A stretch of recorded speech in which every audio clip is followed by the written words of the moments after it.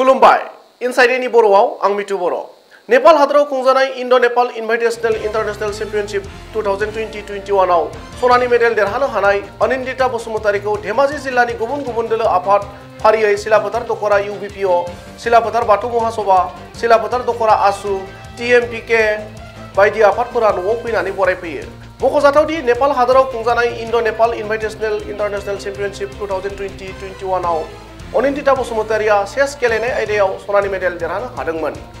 गुबुन फारसेथिं दोलो आफादफोरनि बेफोरबायदि बरायनाय आरो अनसायनायखौ गोजोननाय फोरमायो अनिन्दिता बसुमतारी आरो बेनि बिफाया। दिनै नोङो जितु इन्डो नेपाल जितु मोनसे इन्टारनेशनेल गेम जादोंमोन बेयाव सनानि मेडेल मोनबोनो हानानै माबायदि मोनदों? आं मोजां मोनदों, बिराद गोजोनदों। नोंसिनि अननाय मोनना गासिबो मानसिफ्रानो बिराद अननाय होदों, बिराद गोजोनदों। आं सानाखैमोन बिदि अननाय मोनगोन होनना।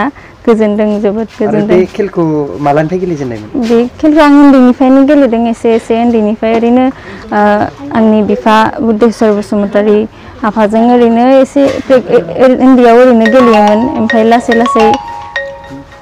क्लास 10 निफ्राय आं मेन कम्पिटिशन थांजेननाया क्लास 10 निफ्राय 2015 निफ्राय 2015-16 आव आं स्कुल नेशनेल गेलेदोंमोन। बिनि उनाव इउनिभार्सिटी गेलेदों, कलेजावबो गेलेदों। ओमफ्राय दा लेटेस्टआ बेनो आरो आंना इन्डो नेपाल इनभिटेशनेल चेम्पियनशिपआ बेनो। दा उनाव मा सानदों?